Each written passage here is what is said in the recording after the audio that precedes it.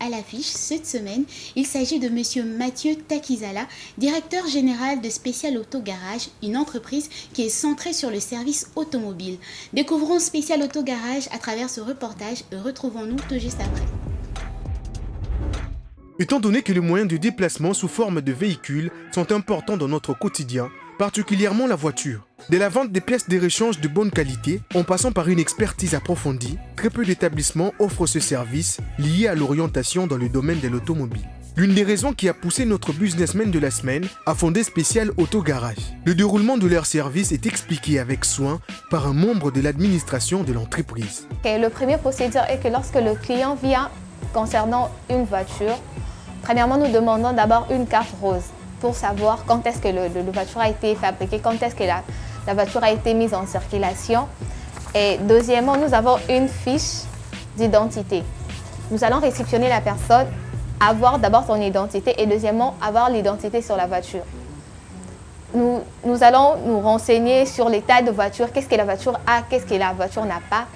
Et deuxièmement, nous allons passer au diagnostic. Le diagnostic nous permet de connaître la maladie de la voiture, parce qu'il y a une personne qui peut venir te dire ma voiture a tel problème, alors que lorsque nous passons sur la machine nous donne autre chose.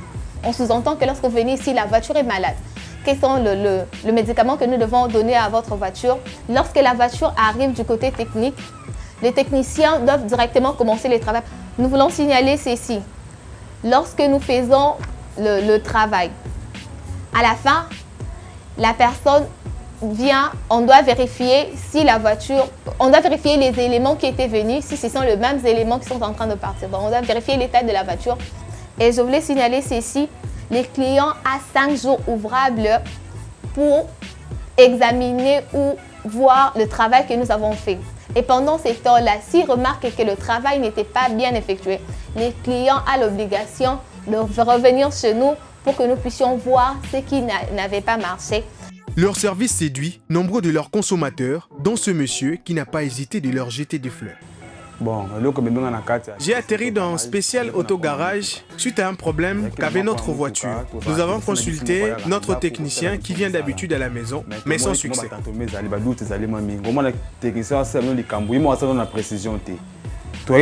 C'est à la recherche d'une solution que nous sommes tombés sur Special Auto Garage en surfant sur les nets. Une fois arrivés ici, nous avons senti une énorme différence dans leur façon de faire les choses. Ici, ils posent plusieurs sortes de questions en référence avec la voiture. Comme par exemple le numéro du châssis et tant d'autres dans le but de mieux remédier aux problèmes liés à la voiture. Comme conseil, évitez d'aller chez les mécaniciens qui tâtonnent au risque de gaspiller votre argent inutilement.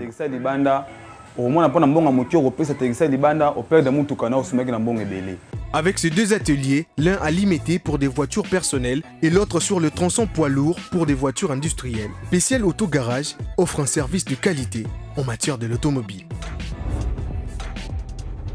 De retour sur ce plateau de Mon Business, après ces reportages qui vous a permis d'en savoir un peu plus sur Special Auto Garage, nous sommes avec Monsieur Mathieu Takizala, le directeur général de Special Auto Garage. Bonjour Monsieur Mathieu. Bonjour Madame Leïla. Comment allez-vous? Le moral est au zénith. Monsieur Mathieu, nous sommes heureux de vous recevoir sur notre plateau de Mon Business. Tout à l'heure, je vous ai présenté comme directeur général de Special Auto Garage. Dites-nous pourquoi avoir choisi le mot spécial dans votre entreprise? C'est vraiment une histoire élogiée parce que Special Auto Garage, l'origine, c'est mon patron, mon ancien patron. D'accord. Et c'est pas beaucoup d'avoir un ancien patron qui vous dit vous devez se mettre à votre compte. J'ai travaillé à une boîte dans l'ingénierie de l'automobile toujours. Et un jour, je rentre pour donner un rapport à mon patron. Il me dit moi, je vous trouve un entrepreneur. Il faut réfléchir, il faut créer une boîte. Et en tant que salarié à l'époque, je me dis, mais qu'est-ce qu'il veut pour moi? Et je retourne à la maison, j'ai réfléchi plusieurs fois. Je crois que ça m'a pris 15 jours. 15 jours après, je retourne au bureau de mon patron. Je dis, j'ai trouvé l'idée. Et comme on était dans l'ingénierie de l'automobile, ça signifie qu'on vendait des véhicules, on réparait le véhicule, on vendait aussi des dérivés, ce qu'on appelle pièces de l'échange. J'ai dit, moi, mon idée, c'est pour faire réparer le véhicule et puis prendre en charge le transport, la logistique des véhicules quand ils viennent à l'usine et puis livrer le client. Il me dit, l'idée est géniale, et comme nous sommes dans le même segment, moi je ne vais plus avoir de salariés, et c'est ta boîte qui va commencer à faire cette idée. D'accord. Alors, il fallait maintenant suivre le cursus d'un entrepreneur parce que la France, c'est pas comme l'Afrique. Première chose, quand vous avez l'idée, il faut le matérialiser en écrivant. Et puis, s'associer avec des experts, prendre des formations adéquates. Et comme c'est ça résumé dans le D, métier, commerce et puis service, il fallait se rapprocher de la chambre des métiers et la chambre de commerce. Et j'ai pris toutes ces formations. Et les jours où il fallait aller immatriculer la société, j'ai passé presque des jours et des jours pour chercher le nom. Et l'idée première, ici, je prends mon nom, je prends le nom de mon fils aîné, Mathis Takizala, des initiales. J'ai dit non, mais je suis dans un continent européen. Et si ça prend aussi des connotations africaines, ça ne va pas passer. Il faut que ce soit un nom où, quand ça rentre, ce soit une entreprise purement européenne pour que nous puissions avancer. Et les jours où je vais immatriculer l'entreprise, je parte au greffe pour immatriculer l'entreprise. Je n'avais même pas le nom. Et j'arrive dans la réception. Et il y avait un magazine spécial, édition spéciale de Figaro. Je prends ce magazine, je commence à lire. J'aime beaucoup lire. Et je vois édition spéciale. J'ai dit, vis ma formation, vis l'histoire, édition spéciale de Figaro, vis mon histoire, je suis africain, et ainsi de suite, et puis des formations économiques, ingénieurs. Et il dit, bon, là, on va se mettre plus dans l'ingénierie et on va l'appeler l'entreprise spéciale auto. Spécial autogarage. Et quand la dame qui me reçoit pour immatriculer l'entreprise, première question, Monsieur Takizala, vous allez appeler comment votre entreprise? Je dis, mon entreprise va s'appeler Spécial Auto. C'est de là qu'est parti le nom. C'est là qu'est parti le nom Spécial Auto. Monsieur Takizala, vous nous avez dit que tout part aussi de votre ancien patron. Ancien patron. Sûrement, il a eu à voir en vous cet esprit de leadership, cet esprit de savoir gérer les choses. Une des qualités très importantes dans ce monde d'entrepreneuriat. Est-ce que vous allez dire par là que vous avez été prédestiné à entrer dans ce monde de l'entrepreneuriat? Bon, je pense que c'est le parcours, hein, c'est l'expertise. Moi, j'ai eu une particularité à chaque fois quand je travaillais quelque part. Et vous allez voir que ceux qui étaient dirigeants m'amenaient toujours dans la partie de la direction. Okay. Et donc, à chaque fois quand j'allais bosser, vous allez voir même 2, 3, 4 jours, les responsables vont vous appeler en disant on va vous confier une responsabilité. Donc, à mon avis, comme eux qui étaient des managers, ils sentaient en vous une partie des responsabilités et puis une particularité d'un gestionnaire. Et puis, bon, le dernier, c'était Franck. Franck qui m'a trouvé, quand il m'a dit ça, j'ai dit mais pourquoi vous me dites ça? Il me dit non, je vous trouve un leader, je vous trouve un entrepreneur. Parce que la façon dont vous travaillez, ça nécessite de créer quelque chose. Moi, c'est mon père qui m'a forgé pour que je devienne un entrepreneur. Et aujourd'hui, je dois transmettre, je sens en vous, que cette particularité d'être un chef d'entreprise. Voilà.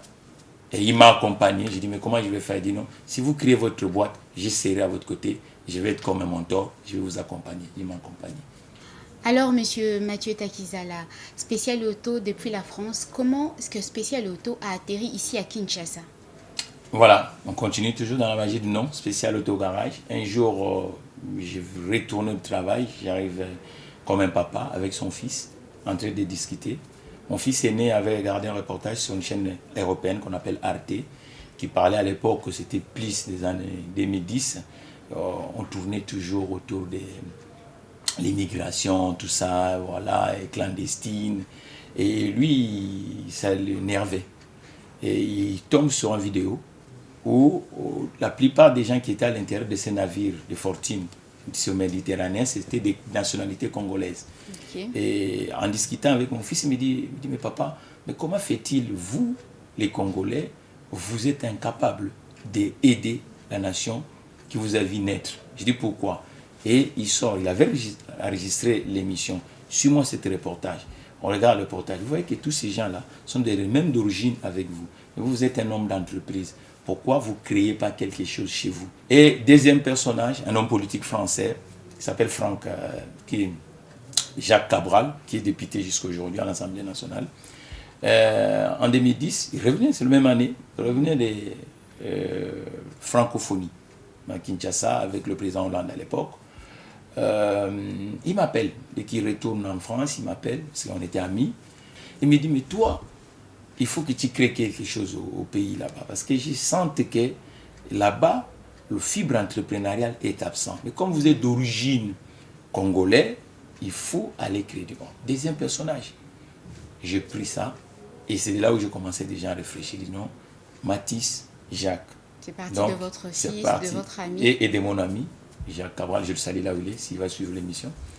Alors, c'est là où j'ai commencé. Bon, entreprise comme un entrepreneur, il faut commencer d'abord à faire le TID.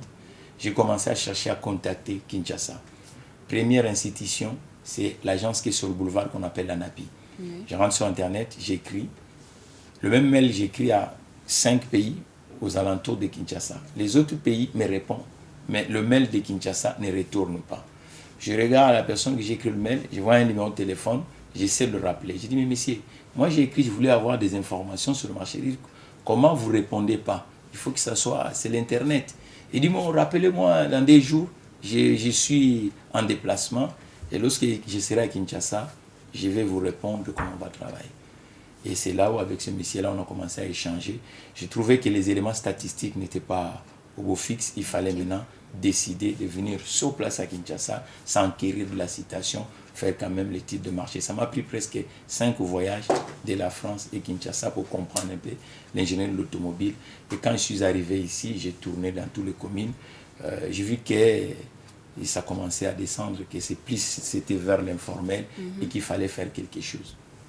Monsieur Mathieu Takizala, vous avez parlé de la formalité, une très bonne chose, on va revenir là-dessus tout à l'heure. Mais j'aimerais savoir, lorsque vous êtes arrivé ici à Kinshasa, avec quel chiffre d'affaires avez-vous commencé justement spécial auto-garage ici à Kinshasa? Là, on ne parle pas en chiffre d'affaires, on parle de capital. Donc, ça veut dire chiffre d'affaires. Le chiffre d'affaires que vous avez ramené depuis la France. Ce que j'ai amené, c'est le capital. Ça a commencé le capital de la France. Donc, par là, on entend que garage spécial auto-garage n'existe plus en France. C'est seulement ici à Kinshasa. Non, en France, il existe. Mais pour l'instant, je suis centré plus dans l'activité africaine. D'accord. Donc, je suis ici maintenant en Afrique. Je viens de faire 3 ans pour faire monter un peu cette gamme. On a cette vision-là que Spécial Auto devient quelque chose d'universel dans les autres pays et grâce à l'Internet et ainsi de suite. Ça signifie que quand on décide de créer Spécial Auto au Congo, tous les fonds et les capitales et l'intelligence viennent de la France. Spécial Auto a une particularité, c'est une société congolaise-française. C'est ces 2 nations. Et le symbiose de l'histoire de cet conte de faits, on veut réunir 2 continents, l'Afrique, les expertises européennes, en particulier par la France, et les expertises africaines, en particulier par la République démocratique du Congo. Ça fait que c'est la France qui crée Spécial Auto-Garage, parce que je travaillais en France. Ce sont le peu des moyens que nous, on a gagné en France, qui a fait, parce que même l'équipement, même tout, ça provient de la France au départ. Un jour, un intermédiaire, l'immobilier qu'on appelle commissionnaire, vient me voir en disant non, il y a un endroit sur 13e rue, j'aimais cette avenue parce qu'à l'époque, comme c'est l'histoire dans l'automobile, 13e rue, c'est les anciens de Kinshasa savent bien que Zahir Auto, c'était sur 13e rue. Zahir Auto, l'une des raisons qui vous a poussé à choisir limité comme parce que c'était historique à l'époque. Zahir Auto, actuellement, c'est le concession témoin de Jéhovah. Et ces concessions, à l'époque, quand on grandissait à Kinshasa, c'était vraiment une grande société française qu'on appelait Zahir Auto, Peugeot, tout ça, ainsi de suite, sur l'avenue 13e rue. Et c'est là où le commissionnaire vient me voir en disant, il y a un endroit, mais il n'y a pas de local, mais c'est un petit bout de terre, mais qui est sur l'avenue 13e rue du côté industriel. Allons-y voir si vous pouvez faire quelque chose. Nous sommes allés, le propriétaire même nous dit, je ne sais même pas ici qu'est-ce qu'on peut faire avec. J'ai dit non, on peut bâtir quelque chose. Et vous imaginez, vous quittez de la France, même pour trouver un petit bureau, c'est tout un problème. Vous commencez maintenant à construire pour avoir le premier local de Kinshasa. Et on a bâti ce premier local de Kinshasa. Et un jour, toujours la ténacité, j'étais à Kinshasa, je commençais à distribuer le flyers. Or, il y avait quelqu'un qui était chez Nestlé à l'époque, qui avait récupéré le flyers. Et il a cherché à rejoindre l'adresse de Spécial Auto. Et il arrive, il croise mes collaborateurs, il essaye d'échanger. Lui, dans son fort intérieur, quand il est arrivé, il croyait que c'était une boîte détenue par les communautés venues d'ailleurs. Les expatriés. Moi aussi, je suis expatrié, mais la particularité est que je suis expatrié d'origine congolaise. Alors, on dit, mais je vais voir le responsable. J'étais dans mon bureau. Le monsieur rentre, il était directeur technique de Nestlé à l'époque, il gérait tout ce qui est la partie technique de Nestlé. Il me trouve dans mon bureau, c'est monsieur Théo, on est resté jusqu'aujourd'hui amis. Il me dit, moi je croyais que c'était quelque chose d'espace, c'est quelque chose de congolais. Il dit, ça c'est quelque chose à soutenir. Je vais peser de mon poids pour que vous puissiez avoir un contrat et que vous gagnez l'appel d'offres de Nestlé. C'est le premier client qu'on avait gagné à Kinshasa. C'est là qu'est parti. Et c'est là où la magie dit, bon, notoriété. Comme on a eu Nestlé, mais ça n'a pas duré. Bon, compte me dit que ça n'a pas duré. On a fait presque, c'était un contrat de 24 mois. On a fait presque 3 mois avec l'afflux des loups. Nestlé a décidé de fermer ses cadenas au niveau de la République démocratique du Congo. Et quand Nestlé arrive, il pose encore ses conditionnements. Vous voyez, c'est ça aussi le grand problème de la République démocratique du Congo, ces conditions. C'est fait que l'absence des banques cautionnaires pour accompagner les entrepreneurs, ça fait que vous voyez que les entrepreneurs congolais n'arrivent pas à émerger. Mais il y a des belles sagas que le Congo peut construire aujourd'hui. Et quand Nestlé arrive, comme la construction qu'on avait construit le bureau à l'époque à Kinshasa, il y avait un marchand de carburant et ils étaient dans l'agroalimentaire. Le Français qui dirigeait Nestlé à l'époque me dit Monsieur Takizala, on a accepté votre aventure, mais vous devez délocaliser l'entreprise là où il est situé. Vous voyez, vous n'avez pas encore le chiffre d'affaires, on vous impose encore délocaliser le truc. Et j'étais obligé de chercher. Et en cherchant, je dis on doit respecter les 3 P. Parce qu'à l'époque, on était à l'intérieur de l'avenue. Et d'où on... vous n'étiez pas forcément là où vous vous trouvez, vous étiez à Non, on n'était pas. On est venu, dans l'endroit où on se retrouve aujourd'hui, c'est Nestlé qui pose ces conditions. En disant, on vous donne peut-être une grâce... Sur les conditions de Nestlé. Sur les conditions de Nestlé. Parce qu'ils étaient dans l'agroalimentaire et il y avait un marchand de carburant à côté et ça ne tenait pas la route pour eux. Il fallait chercher l'endroit où... Parce que ces véhicules de Nestlé distribuaient dans la ville le produit laitier, tout ça pour l'enfant, pour adulte, tout ça. On comprend maintenant. Alors dites-nous, Monsieur Mathieu, tout à l'heure vous avez esquivé ma question, vous n'avez pas répondu en me disant la somme exacte avec laquelle vous avez commencé. Le capital. Voilà, cette somme exacte. Oui, le capital. Est-ce que vous prenez les constructions des maisons, l'équipement, les voyages à Kinshasa, c'est vraiment une pacatole, sans accompagnement bancaire. Mais et ça environne le... Oui, mais parce que quand vous prenez, je vous dis, si on veut prendre en global, on je peut sens aller... quand même un peu de pudeur en ce qui concerne l'argent.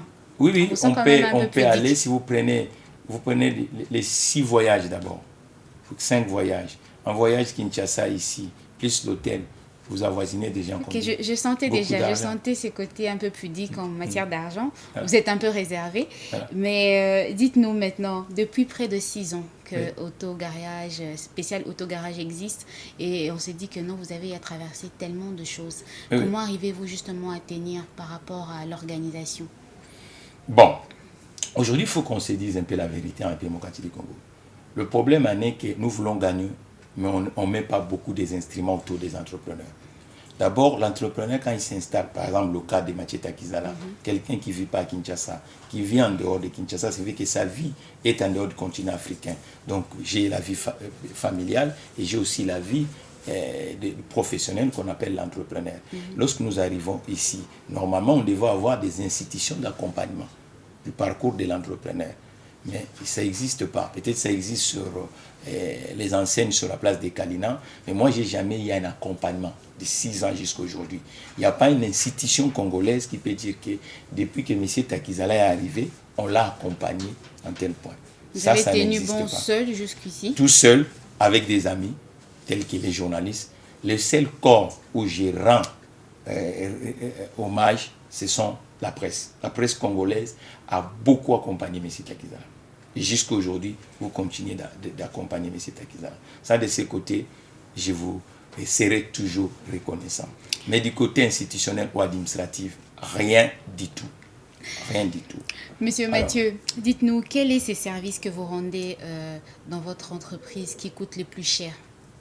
Le plus cher? Oui. Ah bon, je ne pense pas. Nous avons la philosophie des discounts. Les plus coûteux, je veux dire. Peut-être que cher, ça vous dérange. Nous aujourd'hui, il faut savoir toujours que...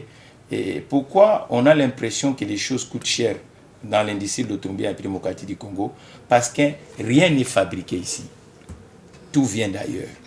Et en sachant avec la logique d'imposition congolaise, surtout douanière, ça grimpe encore. Parce que la douane congolaise est au-dessus de la plupart des douanes de la sous-région. Or, en aventure entrepreneuriale, on doit faire aussi ce qu'on appelle les exonérations. Admettons les équipements que moi j'ai amenés à Kinshasa à payer la douane comme si c'était un particulier. Or, c'est une aventure entrepreneuriale. C'est ça la particularité de la République démocratique du Congo. Vous comprenez? Donc, aujourd'hui, nous, comme on vient d'arriver, la philosophie des spéciales autogarages, c'est de faire des petits prix. Mais qu'est-ce qui nous empêche aujourd'hui de faire de petits prix? Parce que le volume, parce qu'on ne peut pas faire le petit prix si vous n'avez pas le volume. Il faut le volume, mais le volume n'est pas là. Le volume est dans la rue.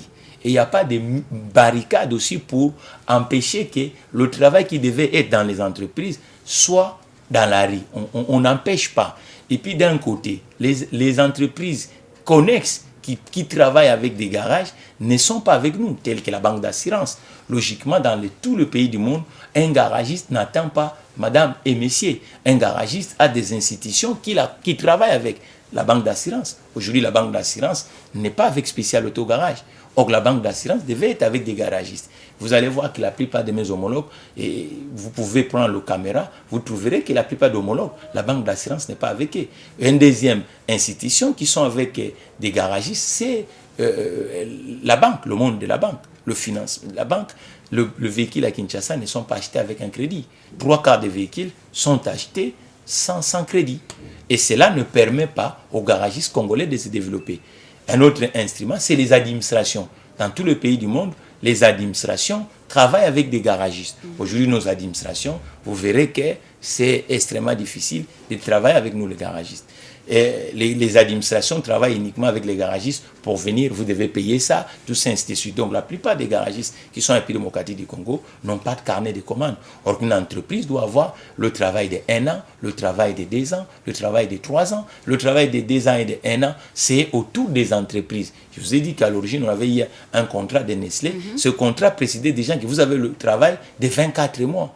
Mais malheureusement, on a fait 3 mois parce que l'informel a fait que Nestlé puisse fermer. La République a choisi que les gens puissent rentrer les choses d'une façon anormale vers Lufu, mais Nestlé qui produisait à l'intérieur ici a compris qu'il gagnait plus de l'argent et puis démocratique du Congo, il est parti. Et bon nombre des entreprises qui cohabitaient avec Nestlé jusqu'à aujourd'hui sont en difficulté. Donc c'est ça la grande difficulté. C'est pour ça que nous nous lançons appel. C'est pour ça que vous voyez qu'on bascule aujourd'hui sur le numérique. Pourquoi? Nous disons Congolais, acheter d'une façon groupée autour des interfaces. Ça fait que s'il y a plus de Congolais, aujourd'hui vous allez voir que le Congolais s'amuse en achetant des véhicules via des connaissances à l'étranger au lieu de passer à des interfaces telles que Spécial Autogarage. L'un des services que vous offrez également dans Spécial Autogarage, plusieurs services qui sont regroupés dedans. Monsieur Mathieu, on va y aller un peu plus vite. J'aimerais juste savoir à combien estimez-vous votre avancée en termes de chiffre d'affaires. On sait que vous ne parlez pas trop chiffre d'affaires, mais depuis le début, depuis la création de Spécial Auto ici à Kinshasa jusqu'à aujourd'hui, ça fait près de 6 ans que vous existez. À combien estimez-vous justement votre avancée? Bon, quand nous sommes arrivés... En termes de pourcentage. Donc, quand nous sommes arrivés, comme on fait le système d'autofinancement, ça signifie que si on avait des accompagnements des institutions financières, Spécial Auto aujourd'hui, en 6 ans, il devait être à l'intérieur de la République démocratique du Congo, dans des grandes villes congolaises. Aujourd'hui, les développements a tardé. Pourquoi? Le pays qui rentre, on doit refinancer l'entreprise, permettre que l'entreprise devienne, parce que c'est une création, c'est pas une reprise d'entreprise qui avait déjà une carnet de commandes, ainsi de suite pour avancer. Donc c'est ça le vrai problème. Et nous travaillons uniquement avec le particulier. Et le particulier, c'est pas tous les jours qu'il arrive, madame. C'est ça le vrai problème. Ça mais il y a l'adresse du poids lourd, justement, avec qui vous travaillez, les camions, le poids lourd, parce véhicules industriels. On a scindé parce que dans l'activité des garagistes, il y a des pôles. Le pôle des véhicules, madame et messieurs, tout le monde, ce qu'on appelle les véhicules tout-terrain, et il y a ce qu'on appelle le véhicule industriel. Le véhicule industriel, ce sont les poids lourds. C'est pour ça qu'on a voulu rester dans cette logique. Parce qu'on a compris que la plupart des Congolais qui ont des véhicules en gros tonnage réparent aussi du bord de la rue. Mais il fallait avoir une institution qui peut les accompagner pour réparer. C'est pour ça qu'on a scindé le pôle en 2 parties. Pôle véhicule tout-terrain, pôle véhicule industriel. Mais dans tous les 2 branches, nous fonctionnons uniquement avec les particuliers. La grande difficulté des Spécial Auto aujourd'hui... Vous avez du mal justement à progresser, vu que ce que vous faites entrer, vous les réinvestissez encore dans l'entreprise. C'est ça le vrai problème. Ça signifie qu'aujourd'hui, le pays qui rentre, nous réinvestissons. On est pratiquement à la fin. Une dernière question par rapport à la formalisation. Vous avez essayé de parler de l'informel et de la formalisation tout à l'heure. On aimerait savoir quelles sont ces 3 principales on va dire, avancées que vous apporte la formalisation? D'abord, il y a des verrous, il y a des règles et il y a la protection. Prenons le cas, par exemple, quelqu'un qui est dans l'informel à Gambela ou à Sosa. Lorsqu'un policier arrive, qu'est-ce qu'il fait? Donc vous n'êtes Il n'y a pas même pas la protégé. considération. Vous n'êtes pas protégé. La formalisation Et vous puis, apporte la Voilà, protection. la formalisation d'abord, ça vous apporte. Et puis la Sécurité, considération. voilà. Ok. Vous voyez par exemple les mécaniciens qui réparent dans la rue. Son client, il devient l'expert. Ok, dans la C'est lui qui est formalité. supposé être. C'est lui qui devient expert, qui dit ah non, il faut ça là-bas, il faut faire ça, tout ça, ainsi de suite. Or, quand vous êtes dans la formalité, vous êtes ailleurs, c'est spécial autogarage. Le client, quand il arrive, c'est l'entreprise qui le guide. C'est l'entreprise qui dit il faut faire ça pour l'aider, pour l'accompagner. La considération, la sécurité. Et puis là, tout le monde qui travaille à l'intérieur est censé être utile. On n'amène pas les gens qui ne sont pas compétents autour de l'aventure, ainsi de suite. Et aujourd'hui, du côté de l'avantage de ces 6 ans, on sent que cette entreprise aujourd'hui rentre dans l'écosystème des garagistes congolais. Vous arrivez à vous faire une place. Donc, on arrive à s'imposer sur l'espace public des Congolais. Ça signifie que les mêmes personnages peut-être qui allaient hier chez les anciens, ne considèrent pas le nom ici, viennent vous voir. Viennent aussi chez Spécial Auto avec le même regard. Sauf qu'aujourd'hui, qu'est-ce qui se passe? Chez des Congolais, les garagistes organisés, les Congolais restent avec des clichés que c'est cher. Ils se trompent parce que le bricolage les fait perdre le temps. Or qu'aujourd'hui, en allant dans des endroits qui vont vous accompagner, d'abord ça crée la paix sociale, ça crée l'innovation, ça permet aussi aux ménages, et surtout qu'ils achètent. Une des choses que vous garantissez aux consommateurs de Spécial Autogarage, le prix est abordable à tous. Le prix est abordable à tous. Nous sommes là pour tous les bourses, mais nous disons à ces gens qu'ils doivent venir en masse via Spécial Autogarage. Cela va permettre, admettons que si nous commandons le mois 15 millions de pneus, vous verrez que le prix va baisser. C'est le volume qui joue tout. Et même le transport. C'est ce que le consommateur congolais ne comprend pas. Une fois que le consommateur commande en masse, les prix sera aussi abordable à tous. Mais parce que puisqu'on a beaucoup de gens qui utilisent l'interface Spécial Autogarage, automatiquement Spécial Autogarage devient acteur. Et vis-à-vis des transporteurs, parce que surtout que nous ne produisons pas en République démocratique du Congo, vis-à-vis par exemple de la douane, vis-à-vis par exemple des fabricants, ainsi de suite. Et aussi nous avons par exemple, nous on commande que 10 pneus, vous voyez qu'on achète cher, parce qu'automatiquement il n'y a pas de volume du côté de la République démocratique du Congo. C'est pour ça que nous disons même justement ce que vous êtes en train de dire, il faudrait que les gens vous suivent sur les réseaux sociaux. Vous êtes sur Instagram, vous êtes également sur Facebook. C'est d'ailleurs l'un des moyens que vous utilisez pour essayer d'attirer beaucoup plus de clients. Et puis sur le site internet des Spécial Autogarage, donc sagkin.com. Allez-y faire un tour et vous trouverez tout ce qu'il faudrait savoir sur Spécial Autogarage. Monsieur Mathieu Takizala, malheureusement, nous sommes arrivés à la fin. Merci. C'était court, je sais. On aurait aimé vous avoir encore un peu plus. Peut-être que prochainement, vous serez là.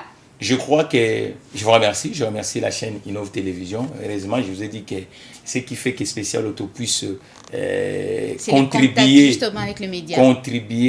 à cette République démocratique du Congo, c'est le média, le monde de médias. J'ai dit aussi aux partenaires médiatiques qui nous ont accompagnés, qui continuent toujours à nous accompagner, vraiment de cœur, les gens de Spécial Auto en commençant par Mathieu Takizala, je vous remercie. J'ai dit aux institutions économiques qui sont la République démocratique du Congo, regarde, le meilleur partenaire que vous pouvez travailler avec, qui est Spécial Autogarage. Je demande aussi aux investisseurs, les gens qui veulent investir, nous avons besoin aujourd'hui des investisseurs puissent travailler avec Spécial Autogarage, y compris les investisseurs institutionnels tels que les Sonance, ainsi de suite. Regarde, bel investissement qu'on peut faire ensemble. Aujourd'hui, nous cherchons que le carnet des commandes, y compris le politique, le Parlement, le Sénat, ainsi de suite. Faites appel à tout le monde, justement. Donc, parce que pour que la République démocratique du Congo puisse avoir, pour la première fois, une enseigne purement congolais équipée de se marier entre la France et la République. Belle perspective d'avenir, Monsieur Mathieu. Merci encore d'avoir été avec nous dans ce beau plateau de Mon Business. Et oui, c'est comme ça ici dans Mon Business. Notre but, c'est de mettre en lumière votre activité. Et si vous voulez faire comme Monsieur Mathieu Takizala, n'hésitez surtout pas à nous contacter à travers le numéro qui est affiché au bas de l'écran. Merci encore une fois de nous avoir suivis de partout. Portez-vous bien et surtout, prospérez à tous égards.